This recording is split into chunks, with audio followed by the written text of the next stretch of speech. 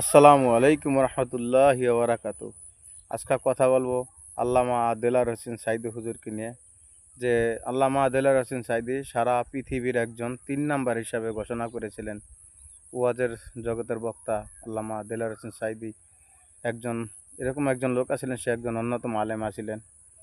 সারা পৃথিবীতে তার বয়ান শুনে অধিকাংশই মানুষ কিন্তু আসলে ওনার বয়ান শুনে ভালো হয়ে গেছেন। তার এত সুন্দর বক্তব্য, কিন্তু আল্লামা দেলার হোসেন সাইদিকে যারা ষড়যন্ত্র করে মারছেন, আল্লাহ তাদের জানি বিচার করে। আল্লামা দেলার হোসেন সাইদি আসলে উনি যে সমস্ত বয়ানগুলো উনি করে গেছেন, প্রত্যেকটা কথা লাগে কিন্তু বর্তমান যুগ হিসাবে ওনার আসলে মিল আছে। ঠিক আছে, আর আসবে না আমাদের আল্লামা দেলার হোসেন সাইদি হুজুর। সবাই ওনার জন্য দোয়া করবেন। আল্লাহ তাআলা জানি তার কবরের মধ্যে শান্তি দান করেন।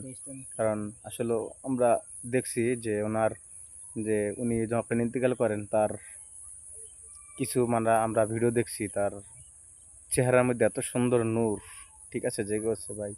আসলে আমি কথা বলতে পারতাছি না, কারণ ওনার কথা মনে হইলে খুব একটা খুব কষ্ট লাগে। আল্লাহ আমাদের